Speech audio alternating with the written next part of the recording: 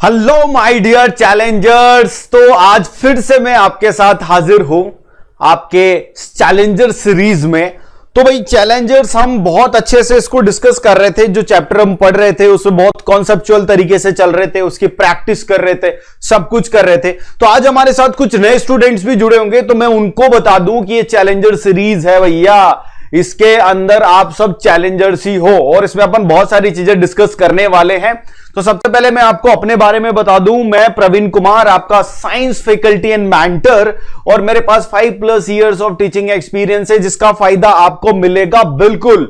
ठीक है, तो ये तो हो गई मेरे बारे में जानकारी, और आप सब लोग मेरे को जानते भी हैं, और जो नहीं जानते, जो नए स्टूडेंट है, वो बिल्कुल अभी जान जाएंगे। ठीक है, अब अपन चलते हैं कि भाई इस सीरीज में हमने जो बेड़ा उठाया है वो उठाया है फिजिक्स का भी, और इस फिजिक्स में हम डिस्कस कर चुके हैं लाइट चैप्टर को, और अभी डिस्कस कर रहे हैं हम human eyes and colourful world को। तो ह्यूमन आइज और कलरफुल वर्ल्ड का जो है पार्ट, उसके अंदर हम सब टॉपिक्स में चलेंगे। अभी बताऊंगा इस लेक्चर में क्या डिस्कस करने वाले हैं, लेकिन मैं उससे पहले एक बात बोल दूं कि लाइट चैप्टर अपना कंप्लीट हो चुका है और ह्यूमन आई के भी कुछ पार्ट्स कंप्लीट हो चुके हैं।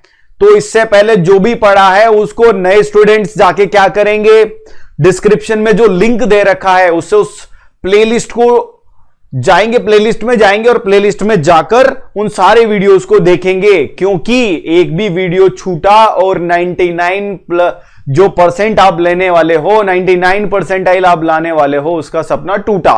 ठीक है, तो सपना नहीं तोड़ना है भैया, 99+ ही लाना है। ठीक है, तो अब अपन बात करते हैं कि human eyes and colourful world पे भी अपन जिसमें चल रहे हैं, इसके अंदर हम कौन सा टॉपिक आज डिस्कस करने वाले हैं। तो हम आज डिस्कस करेंगे डिस्पर्शन थ्रू ट्रायंगुलर प्रिज्म। इसके पहले वाले लेक्चर में हमने डिस्कस करा था रिफ्रैक्शन थ्रू ट्रायंगुलर प्रिज्म, यानी ट्रायंगुलर प्रिज्म में रिफ्रैक्शन कैसे होता है वो हमने डिस्कस किया था। अब उस रिफ्रैक्शन का ही एक अंदरूनी मामला है, अंदरूनी मतलब मजा आने वाला है, उसका ही अंदरूनी पार्ट है जिसको डिस्पर्शन बोलते हैं हम। तो ये आज की क्लास में अपन डिस्कस करेंगे। तो सबसे पहले तो भैया बात आती है कि ये क्या चीज है, ये फंडा क्या है डिस्पर्शन, डिस्पर्शन का फंडा क्या है। आप अगर मेरी शर्ट का कलर ब्लू देख रहे हैं, आप मेरी शर्ट का कलर ब्लू देख रहे हैं, तो वो क्यों देख रहे हैं ब्लू? क्योंकि मेरी शर्ट से जो रिफ्लेक्टेड कलर होगा जो आपकी आंखों में जा रहा है, भाई रिफ्लेक्शन ही है जिससे हम देख पाते हैं, ये तो हम पहले पढ़ चुके हैं। लाइट आती है, वो मेरी शर्ट से टकराती है और आपकी आंखों में जाती है। तो आपकी आंखों में जिस कलर की लाइट जाएगी उसी कलर का तो आपको ऑब्जेक्ट दिखेगा। मेरी शर्ट आपको ब्लू दिख रही है, इसका मतलब आपकी आंखों में ब्लू कलर जा रही है। लेकिन भैया ये देखो, यहां पर जो लाइटिंग है वो तो व्हाइट है, यानी व्हाइट लाइट मेरी शर्ट पे आ रही थी और मेरी शर्ट पे आके उसने सिर्फ और सिर्फ आपकी आंखों में तो ब्लू कलर को भेजा है। मतलब व्हाइट लाइट थी और ब्लू कलर को भेजा है। ये कैसा सीन है? अगर इस केस में हम बात करें कि अगर आपको एक ग्रीन कुछ ऑब्जेक्ट दे दिया हो और उस ग्रीन ऑब्जेक्ट के ऊपर आपने व्हाइट लाइट डाली हो, तो वो आपको कैसा दिखेगा? ग्रीन, क्योंकि वो सिर्फ ग्रीन कलर को ही रिफ्लेक्ट कर रहा है जो आपकी आंखों में आ रहा है। ऐसे आप जिस भी कलर के ऑब्जेक्ट पर व्हाइट लाइट डालोगे उसमें से वही कलर आएगा जिस कलर का वो ऑब्जेक्ट है। यानी बाकी चीजें जो है, व्हाइट से ग्रीन कैसे हुआ, ये चीज हमको समझनी है। तो इसको समझने के लिए मैं एक और आपको बताऊंगा, आप घर पे करके देखना। एक डार्क रूम में, बिल्कुल जिसमें अंधेरा हो, कोई लाइट ना हो, उसके अंदर आप क्या करना, एक वो बचपन में मेले में बहुत सारे लोग जाते थे तो आपने वो लेजर लाइट ली होगी, तो उसमें कलर होता है, तो उसका एक ग्रीन कलर की लेजर लाइट लेना, और ग्रीन कलर की लाइट को, कौन सी लाइट को? ग्रीन कलर की लाइट को यहां पर हम, अगर ये ग्रीन कलर की लाइट है, यानी कि ऐसा कुछ ग्रीन कलर आएगा, उस ग्रीन कलर की लाइट को अगर आप किसी ब्लैक कलर के ऑब्जेक्ट पर, यूं बोल दो आप कि रेड कलर के ऑब्जेक्ट पर डालोगे, तो ये रेड कलर का ऑब्जेक्ट क्या करेगा? इस ग्रीन लाइट को बिल्कुल एब्जॉर्ब कर लेगा। क्या कर लेगा? एब्जॉर्ब कर लेगा। मतलब ये लाइट एब्जॉर्ब हो जाएगी और ये कैसा दिखेगा? बिल्कुल डार्क, यानी ब्लैक। इससे, क्योंकि आपने ग्रीन लाइट ही दी और वो ग्रीन लाइट तो इसने एब्जॉर्ब कर ली, इसने रिफ्लेक्ट तो कुछ किया ही नहीं। जब ऑब्जेक्ट कोई भी लाइट को, किसी भी टाइप की लाइट को रिफ्लेक्ट नहीं करता है, तब वो कैसा दिखता है? डार्क दिखता है, और डार्क दिखता है मतलब ब्लैक दिखता है। ठीक है, ये चीज आपको क्लियर होगी। यानी कि यहां पर अगर मैं रेड लाइट को डालता तो रेड लाइट को रिफ्लेक्ट कर देता, क्योंकि ये खुद रेड कलर का है। तो रेड कलर क्या करता है, रेड लाइट को ही रिफ्लेक्ट करता है, और हमें क्या कलर दिखेगा, इसका रेड कलर दिखेगा। अब डार्क नहीं दिखेगा, अब कलर इसका रेड दिखेगा। यानी कि ये बात तो है। मतलब बात क्या है कि कोई भी ऑब्जेक्ट अगर किसी कलर का दिख रहा है, इसका मतलब उस टाइप का कलर वो रिफ्लेक्ट कर रहा है। तो फिर व्हाइट लाइट में क्या है, व्हाइट लाइट में तो ऐसा सब कुछ, ग्रीन वाला तो ग्रीन दिखता है, रेड वाला तो रेड दिखता है। फिर इतनी सारी लाइटें हैं क्या व्हाइट लाइट में? यहां से पता चलता है कि white light is composed of infinite number of colours, और उनमें कुछ बेसिक कलर हम ले लेते हैं। उन बेसिक कलर्स का नाम है हमारा विबग्योर से हमने रिप्रेजेंट किया था ना भैया, विबग्योर से हमने उसको रिप्रेजेंट किया था। विबग्योर मतलब वो 7 कलर्स का कंपोजिशन है, वॉयलेट से रेड तक। ठीक है, वो विबग्योर से हमने किया था। अब अपन बात करते हैं इसके बारे में बहुत अच्छे से। तो अभी हम बात कर रहे थे किसके बारे में, कि ट्रायंगुलर प्रिज्म से हमने रिफ्रैक्शन कैसे किया, और उस रिफ्रैक्शन से अब हम डिस्पर्शन को कैसे समझेंगे। देखो, अगर मैं मोनोक्रोमेटिक लाइट की बात करता, अगर सिंगल कलर की लाइट आती, जैसे यहां पर येलो कलर की लाइट आ रही है, तो ये येलो कलर की लाइट यानी मोनोक्रोमेटिक है। भाई व्हाइट लाइट का मैंने बोला कि उसके अंदर तो बहुत सारे कलर हैं, तो ये तो मोनोक्रोमेटिक है। तो यानी सिंगल येलो कलर की लाइट आती तो फिर वो क्या करती, डिस्पर्शन की जगह क्या करता, वो रिफ्रैक्शन होता, उसका ऐसा रिफ्रैक्शन होता और वो ऐसे ही इमर्ज हो जाती। ऐसा ही पढ़ा था आपने रिफ्रैक्शन। यहां से फिर ऐसा कुछ एंगल ऑफ डिविएशन अपन ने निकाला था, बहुत सारी चीजें अपन ने लास्ट क्लास में करी थी। तो यहां पर होगा कि ये लाइट रे आती है, ये ट्रायंगुलर प्रिज्म है, और उस प्रिज्म में ये क्या हो जाती है, क्योंकि ये ग्लास और ये एयर है, यानी रेयर टू डेंसर जा रही है तो बैंड हो जाएगी। फिर जब वो डेंसर टू रेयर जाएगी तो अगेन वो बैंड हो जाएगी, लेकिन अब अवे फ्रॉम द नॉर्मल होगी। तो इस प्रकार हमने रिफ्रैक्शन पढ़ा था। लेकिन अब हम बात करें कि मैं इस मोनोक्रोमेटिक लाइट को ना गुजार कर मैं इस प्रिज्म पर क्या करूं, एक व्हाइट लाइट गुजारूं। क्या करूं, व्हाइट लाइट को गुजारूं। तो भैया ये व्हाइट लाइट जो है, इसका फंडा हमने समझा था। इसके अंदर क्या था, विबग्योर के बारे में बात करी थी हमने, विबग्योर करी थी ना ऐसे, विबग्योर यानी व्हाइट लाइट के अंदर कितनी लाइट होती है, 7। विबग्योर यानी वॉयलेट, ऐसा सब लोग जानते हैं। ठीक है, और आर मीन्स रेड, ऐसा भी सब लोग जानते हैं। तो ये जो फंडा था, इसके अंदर जो लाइट थी वो इतनी सारे कलर्स से कंपोज्ड थी। अब मैं यहां पे देखूंगा कि मैंने बोला था कि जैसे आप नीचे चलते हो वैसे ही क्या बढ़ती है, वेवलेंथ बढ़ती है। क्या बढ़ती है, वेवलेंथ इंक्रीज होती है। यानी सबसे ज्यादा वेवलेंथ किसकी होगी, रेड की, यानी आर रेड इज ग्रेटर। ठीक है, किससे, लैम्डा, सॉरी यहां लैम्डा आर है। ये जो है वेवलेंथ, ये वेवलेंथ क्या है, लैम्डा आर, यानी कि रेड कलर की जो वेवलेंथ है वो सबसे ज्यादा होगी, और यहां पर जो होगी वॉयलेट कलर की जो वेवलेंथ होगी वो सबसे कम होगी। ये वाला सीन आप जान चुके हैं, लैम्डा यानी वेवलेंथ। अब यहां पर बात आती है कि अगर इसके वेवलेंथ ज्यादा भी है तो सर इससे आप बताना क्या चाहते हैं। मैं बताना चाहता हूं श्रीमान, मैंने आपको एक चीज बताई थी कि अगर लाइट वेव है तो लाइट की स्पीड यानी वेव की स्पीड हम क्या करते हैं, फ्रीक्वेंसी इंटू लैम्डा यानी वेवलेंथ, फ्रीक्वेंसी इंटू वेवलेंथ करते हैं। और मैंने बोला था कि फ्रीक्वेंसी जो होती है दैट नेवर चेंजेस। क्यों नहीं चेंज होती है ये, क्योंकि ये सोर्स से संबंधित होती है, और सोर्स से जिस फ्रीक्वेंसी की वेव निकलेगी वही फ्रीक्वेंसी की वेव आगे चलती रहेगी। यानी कि यहां पर क्या चेंज हो रहा है, लैम्डा भैया, क्योंकि रेड का ज्यादा है तो रेड की स्पीड भी ज्यादा होगी कि नहीं होगी, रेड का ज्यादा है, रेड की स्पीड भी ज्यादा होगी। अब स्पीड ज्यादा होगी किसी मीडियम में, अगर यहां पर एयर के अंदर सबकी स्पीड सेम होती है इसलिए ये सब मिलकर व्हाइट लाइट रहती है। लेकिन अब जैसे ये ग्लास के अंदर एंटर करेगी वैसे ही इन सबकी स्पीड अलग अलग हो जाएगी। यानी सबसे कम स्पीड किसकी रहेगी, वॉयलेट की, और सबसे ज्यादा स्पीड किसकी रहेगी, रेड की, यानी हाईएस्ट रहेगी और इसकी कम रहेगी। ठीक है, अब ये ज्यादा कम वाला फंडा क्या है सर, हमको थोड़ा समझ नहीं आ रहा है। तो इसका फर्क क्या पड़ेगा? मैंने बताया आपको कि जो डिविएशन है, जो रिफ्रैक्शन होता है उसके अंदर जो डिविएशन होता है, यानी कि नॉर्मल की तरफ झुक जाती है, बैंड टुवर्ड्स द नॉर्मल, और अवे फ्रॉम द नॉर्मल का जो फंडा है वो स्पीड से ही रिलेटेड है।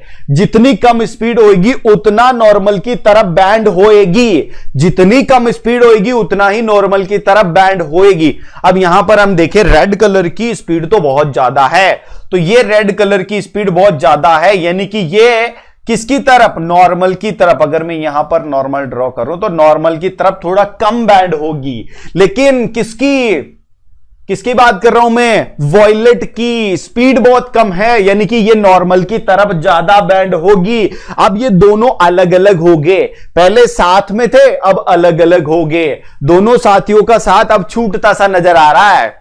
समझिए बच्चों, तो दोनों साथियों का साथ थोड़ा छूटता सा नजर आ रहा है, और ऐसे फिर अगर यहां पर भी होगा ना तो यहां पर थोड़ा और अगर ये डिविएशन हो जाएगा, ठीक है, तो इस प्रकार ये दोनों सेपरेट हो जाएंगे। अगर इसको थोड़ा और देखोगे तो ऐसा बहुत रेंज हो जाएगी।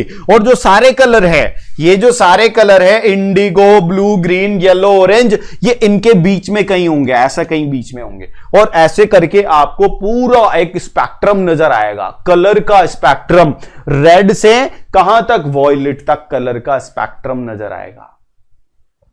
और यहां पर एक चीज, बहुत बड़ी चीज आपको पता चली होगी कि कौन सा कलर सबसे ज्यादा बैंड हो रहा है, कौन सा कलर सबसे ज्यादा बैंड हो रहा है। देखना यहां पर बैंड के बारे में अगर बात करते हैं तो कौन सा कलर सबसे ज्यादा बैंड हो रहा है? वॉयलेट। वॉयलेट कलर जो है वो हाईएस्ट बैंड हो रहा है, और रेड कलर जो है वो सबसे कम बैंड हो रहा है।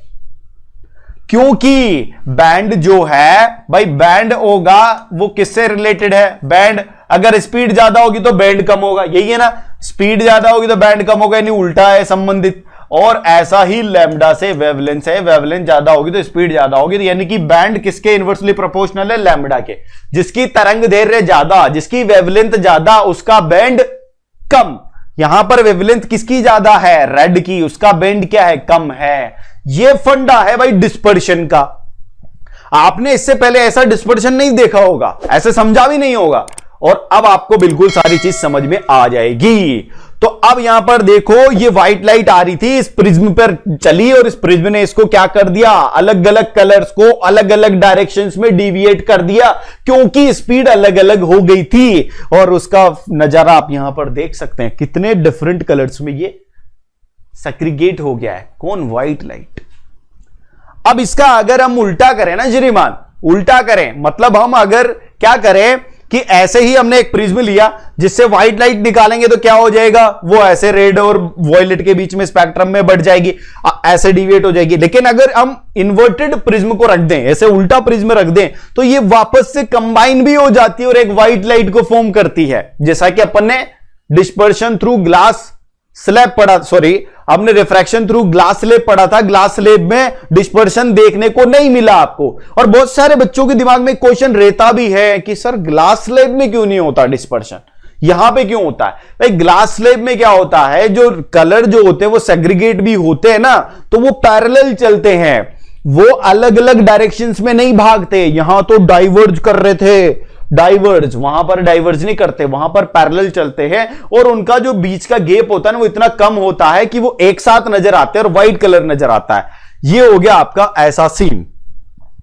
अब भाई ये डिस्पर्शन का काम क्या है, मतलब क्या है, कैसे आप इस डिस्पर्शन को हमारी जिंदगी से जोड़ रहे हो? आपके दिमाग में ऐसा क्वेश्चन आता है क्योंकि टीचर से बच्चा हमेशा ये उम्मीद रखता है कि जो वो पढ़ा रहा है वो मेरी जिंदगी से जोड़े, और अपना तो काम ही यही है, क्योंकि आप लोग चैलेंजर हो, और चैलेंजर को तो जिंदगी से चीजें जुड़ी हुई हो वो बड़ी अच्छी लगती है। ठीक है, तो साइंस को भी हम जोड़ लेते हैं। तो सबसे पहले आपने रेनबो देखा होगा भैया, रेनबो, रेनबो यानी इंद्रधनुष। बारिश जब होती है, बारिश की मध्यम मध्यम बूंदे आ रही है, हा हा हा। अब जब बारिश की मध्यम मध्यम बूंदे आती हैं तो आप बाहर निकलते हो बारिश का मजा लेने, कि मौसम बड़ा सुनहरा हो रहा है, बाहर चलते हैं। और जैसे आप बाहर जाते हो पहाड़ों की तरफ या कहीं भी जैसे देखने जाते हो, तो आपको नजर आता है ऐसा एक रेनबो। आता है कि नहीं आता है? इसके अंदर बहुत सारे कलर होते हैं। ये कलर आए कहां से? भाई पहले बारिश नहीं हो रही थी तब तो ऐसा नहीं दिख रहा था, लेकिन जैसे ही बारिश हुई वह ऐसा दिखने लगा। और कभी कभार ही दिखता है, हमेशा नहीं दिखता है। तो ये ऐसा हुआ क्यों, कभी कभार ऐसा क्यों हुआ? तो श्रीमान इसका एक कारण है, और इसका कारण भी है कलर का डिस्पर्जन। व्हाइट लाइट जो होती है उसका डिस्पर्जन जो होता है वही इसका कारण है। तो इसके लिए सबसे पहले हमें एक चीज समझनी पड़ेगी जिसको बोलते हैं हम टोटल इंटरनल रिफ्लेक्शन। ठीक है, ये बहुत इंपॉर्टेंट चीज है। टोटल इंटरनल रिफ्लेक्शन क्या होता है श्रीमान? ये स्टार्ट होता है रिफ्रैक्शन से। ऐसे सरफेस होती है, ऐसी सरफेस के ऊपर अगर इंसिडेंट लाइट रे डालो तो क्या करती है, ये यहां पर हम नॉर्मल बना देते हैं। और ये क्या होती है, अगर ये रेरर मीडियम है और ये डेंसर मीडियम है तो क्या होता है, ये टूवर्ड्स द नॉर्मल बेंड हो जाती है। लेकिन श्रीमान अगर ये बदल दिए जाएं, ऊपर रेरर ऊपर डेंसर है तो क्या होगा, ऊपर अगर डेंसर है और नीचे रेरर है तो ये अवे फ्रॉम द नॉर्मल हो जाएगी। तो अवे फ्रॉम द नॉर्मल इसको कैसे करेंगे हम, ये ऐसे जानी चाहिए थी, ऐसे ना जाकर अवे फ्रॉम द नॉर्मल ऐसे जाएगी। भाई ऐसे जानी चाहिए थी ना, ये थोड़ी ऐसे जाएगी, ये हो जाएगा आपका सी हल्की सी बैंड हो गई है। ठीक है, अब ये हल्की सी जो बैंड हुई है, अब इसको अगर में ये होता है हमारा आई, इसको बोलते हैं एंगल ऑफ इंसिडेंस, ये होता है हमारा नॉर्मल के साथ जो एंगल होता है इसको बोलते हैं एंगल ऑफ रिफ्रैक्शन। अगर मैं इस एंगल को बढ़ाता हूं, यानी कि अगर मैं वैल्यू ऑफ आई बढ़ाता हूं, ये यहां पर मैंने नॉर्मल बढ़ा दिया, ऐसा करता हूं तो ये कुछ ऐसी बन जाएगी। भाई दूर हटेगी ना, ये तो रेरर है। रेरर मतलब अगर मैं यहां बोल दूं ये एयर है और ये वाटर है, ऐसा बोल सकता हूं। डेंसर का मतलब है ना, तो ये ऐसा मीडियम है, तो ऐसी इंसिडेंट रे आएगी, वो क्या हो जाएगी, ऐसा रिफ्लेक्ट हो जाएगी, आर होगा ऐसा रिफ्रैक्ट हो जाएगी। अब इसका एंगल का वैल्यू में और बढ़ा दूं, अगर ये एंगल में और बढ़ा दूं, मैंने ये ऐसा कर दिया, तो ये हो सकता है कि ये लाइट रे जो है इसके पैरेलल हो जाए, किसके, इस सरफेस के, क्योंकि ये थोड़ा और उधर शिफ्ट होगी। पहले यहां थी, इधर शिफ्ट हो रही है ये, फिर थोड़ी और यहां पे शिफ्ट हो गई, फिर और शिफ्ट हो गई, यानी कि आपका ये जो एंगल होगा इसको बोलेंगे हम आईसी क्रिटिकल एंगल, जिस पर ये क्या हो जाएगा, इसका रिफ्रैक्टेड एंगल, जो रिफ्रैक्शन का एंगल होगा वो 90 डिग्री हो जाएगा, क्योंकि ये नॉर्मल है और नॉर्मल से रिफ्रैक्टेड रे क्या कर रही है, 90 डिग्री का एंगल बना रही है।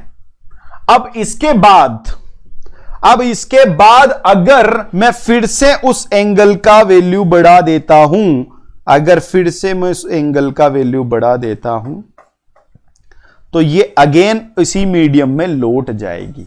ये डेंसर है और ये रेयर है।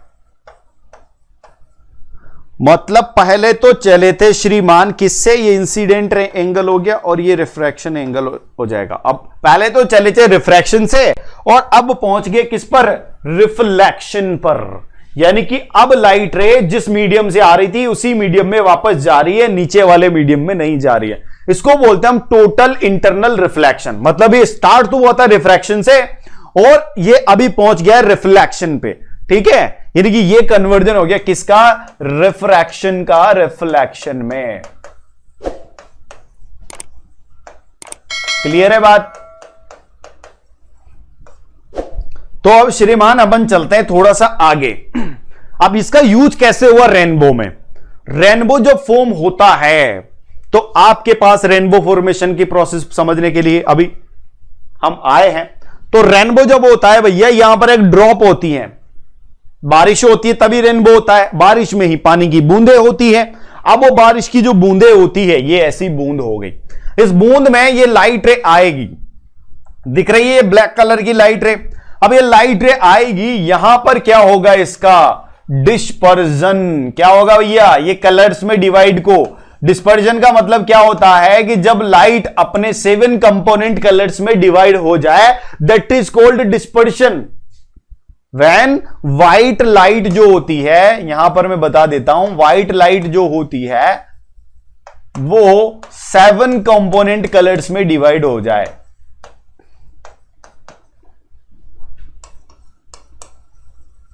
तब उस घटना को, उस इंसिडेंस को हम बोलते हैं डिस्पर्शन। तो सबसे पहला तो क्या हुआ भैया, लाइट रे क्या होगी, डिस्पर्स हो गई, यानी कि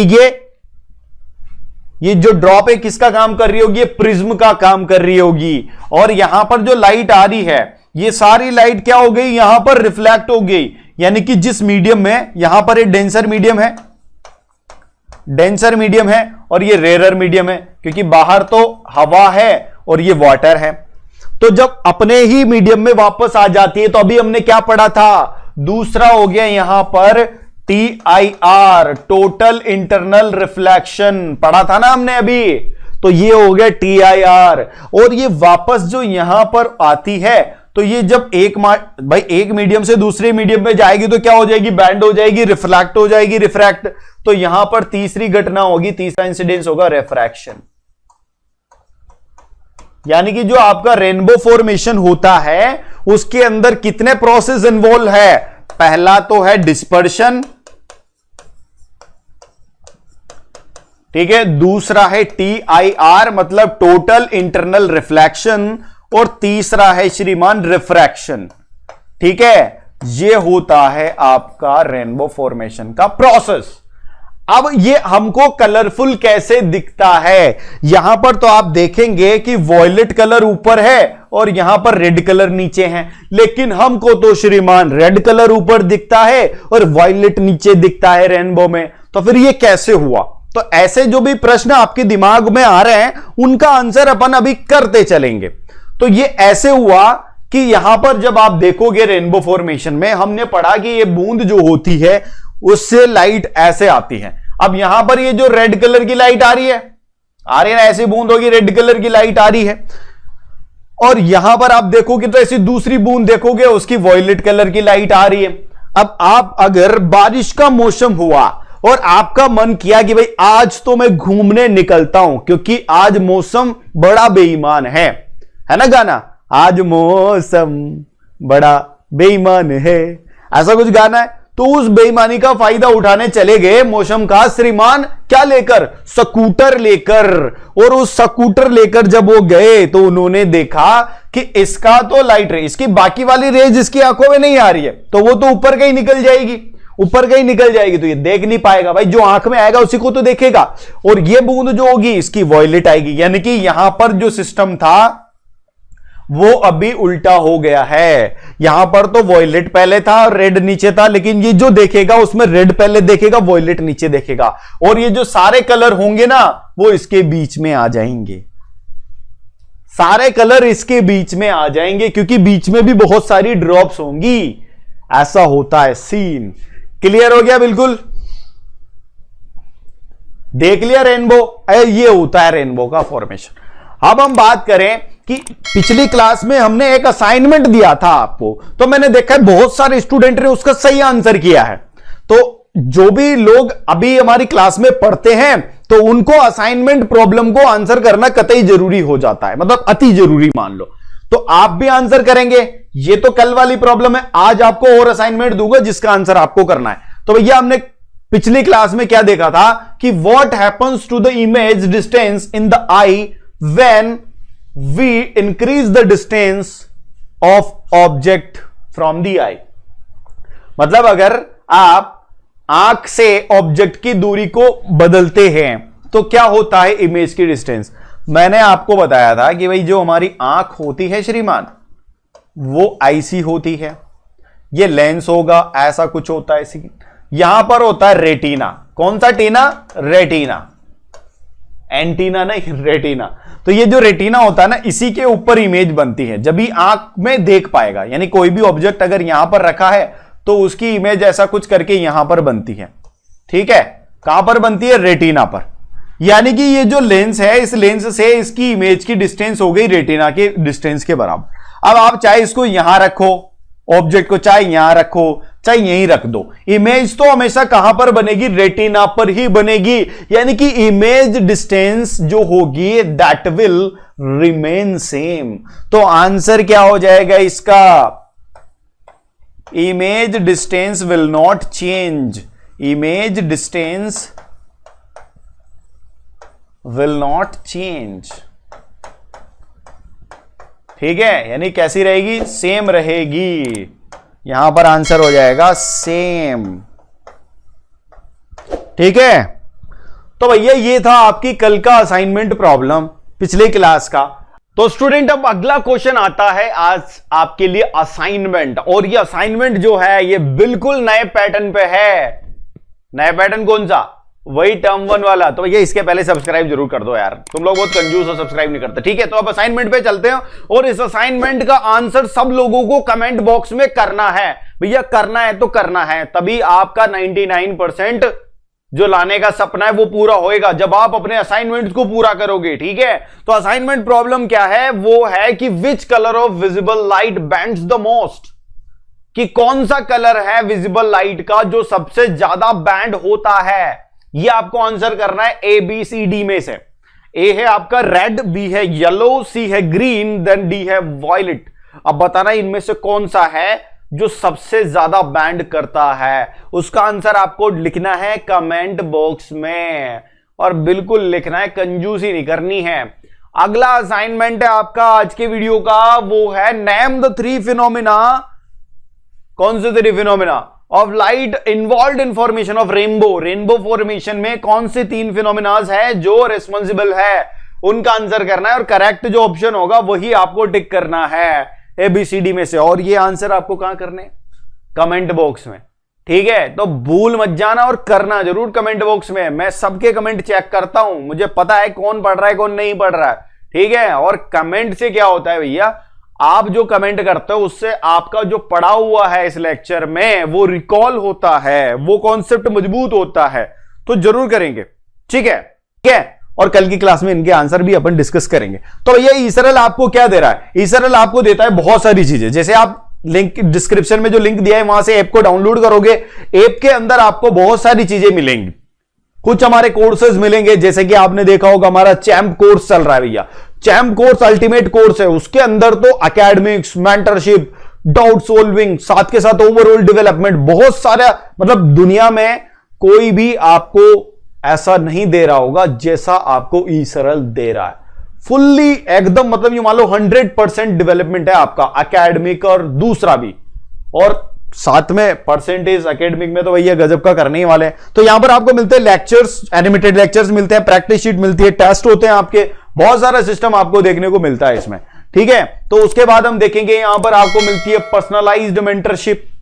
भैया 3 लेयर पर्सनलाइज्ड मेंटरशिप है हमारे पास। 4 लेयर डाउट सोल्विंग है, 4 लेयर डाउट सोल्विंग है जो दुनिया में कहीं नहीं है। अब हम देखें कि हमारे पास जो वीडियो लेक्चर्स है एनिमेटेड, वो बहुत ही प्रॉपर वे में बनाए गए ताकि आपको प्रॉपर विजुअलाइजेशन हो कॉन्सेप्ट का। आप देख सकते हैं यहां पर भी, ये सैंपल है। उसके बाद हम देखेंगे कि हमारा स्टडी मटेरियल है भैया, वो फुल्ली कैटेगराइज्ड है, एकदम मस्त वाला। उसके अंदर आपको जो फीलिंग आएगी ना पढ़ने की, वो मजा आ जाएगा आपको। ठीक है, उसके अंदर होमवर्क इंडेक्स है जो आपको ये बताता है कि कौन सा क्वेश्चन कहां पर है, मतलब कोई टॉपिक आपने पढ़ लिया, उस टॉपिक पर आप प्रैक्टिस कौन से क्वेश्चन से करें और कौन से पेज पे आपको मिलेगा। ठीक है, तो ये सारा कुछ आपको दिया जाता है। फिर हम देते हैं आपको माइंड मैप। भैया माइंड मैप तो बड़ी अजीब चीज है, गजब चीज है। आप इसका प्रिंट लगाओ दीवार पे और आपको सारा चैप्टर रिकॉल हो जाएगा। तो ये सारी चीजें आपके लिए बनाई गई है हमारे द्वारा। ठीक है, तो आपको 99% लाना है ना, मेरे को तो ये बताओ, आप लाना है 99%। तभी सरल है जब आपके साथ ई सरल है, और अभी आपके साथ ई सरल है, लेकिन आप कब ई सरल के साथ हो भैया, वो आपको कैसे करेंगे, हमारे वीडियोस को ज्यादा से ज्यादा फैलाएंगे अपने दोस्तों में, और इसको सब्सक्राइब करेंगे चैनल को, वीडियोस को लाइक करेंगे, तभी मैं मानूंगा कि आपने मेरे को अटेंडेंस मार्क कर दी भैया। ठीक है, तो लाइक भी करें, सब्सक्राइब करें चैनल को, सब्सक्राइब करें, और बेल आइकन को तो जरूर प्रेस करें ताकि आपको अगले वीडियोस की नोटिफिकेशन सबसे पहले मिले। ठीक है,